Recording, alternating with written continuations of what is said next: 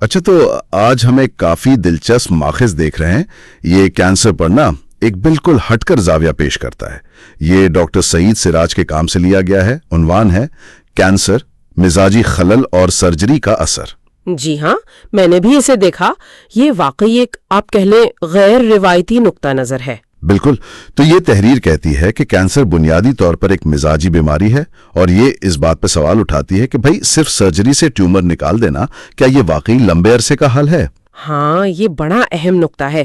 مطلب ماخذ یہ کہہ رہا ہے کہ کینسر جو ہے نا وہ شاید اصل بیماری نہیں ہے۔ اچھا جی، بلکہ جسم کے اندر کوئی گہری خرابی چل رہی ہے، کوئی بنیادی بگاڑ۔ اسی کو انہوں نے مزاجی خلل کہا ہے۔ یعنی یہ کینسر صرف اس اندرونی خرابی کا ایک بیرونی اظہار ہے۔ بالکل، یوں سمجھیں کہ جیسے الارم بج رہا ہو کسی بڑی گڑبڑ کا۔ ہاں، سمجھ گیا۔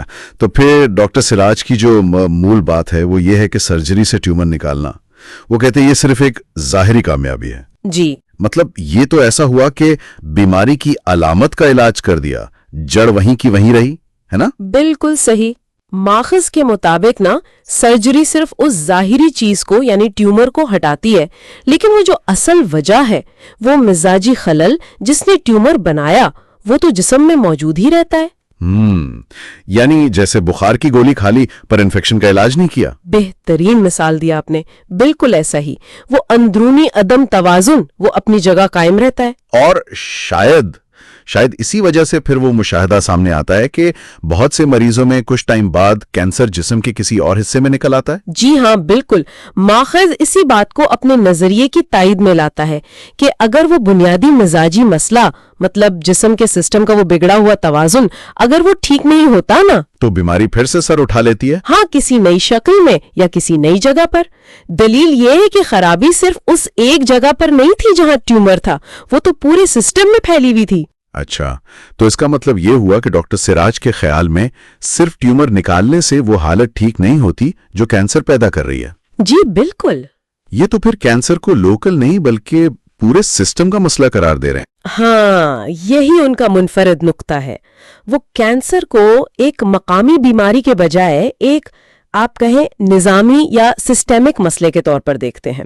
یعنی یہ صرف خلیوں کی بے قابو تقسیم کا معاملہ نہیں ہے، بلکہ جسم کے اندرونی ماحول میں، اس کے توازن میں، یا جسے وہ مزاج کہہ رہے ہیں، اس میں کوئی گہری خرابی ہے۔ ٹیومر تو بس اس کا ایک بیرونی نشان ہے۔ تو پھر ڈاکٹر سید سراج کے اس تجزیے سے جو اہم بات نکل رہی ہے وہ یہ ہے کہ کینسر کو نہ صرف ایک عضو تک محدود نہ سمجھا جائے، جی، بلکہ اسے ایک زیادہ بڑے مزاجی یا پورے جسم کے نظام کے مسئلے کے طور پر دیکھنا چاہیے۔ بالکل۔ اور اس سوچ کے تحت سرجری بھلے ضروری ہو لیکن شاید اپنے آپ میں مکمل علاج نہیں ہے۔ صحیح کہا۔ اور دیکھیں، یہ نظریہ کینسر کے بارے میں جو ہماری عام سمجھ بوجھ ہے نا اسے چیلنج کرتا ہے۔ کرتا تو ہے، اور یہ ہمیں سوچنے پر مجبور کرتا ہے کہ اچھا، اگر واقعی ہی کینسر کسی گہرے مزاجی خلل کا نتیجہ ہے تو پھر اس کا علاج اور روک تھام کیسے ہونی چاہیے؟ بالکل۔ کیا صرف ٹیومر پر توجہ دینا کافی ہے یا پھر اس بنیادی خلل کو سمجھنا اور اسے ٹھیک کرنا زیادہ ضروری ہے؟ یہ واقعی ایک اہم سوال ہے جو یہ ماخذ ہمارے سامنے رکھتا ہے۔ یقیناً، اور یہیں سے پھر مزید تحقیق اور غور و فکر کے دروازے کھلتے ہیں کہ یہ مزاجی خلل آخر ہے کیا اور اسے ٹھیک کیسے کیا جا سکتا ہے۔ جی، جسم کے اس اندرونی توازن کو بحال کرنے کے کیا طریقے ہو سکتے ہیں۔ یہ ایک ایسا نقطہ ہے جس پر یقیناً مزید سوچا جا سکتا ہے۔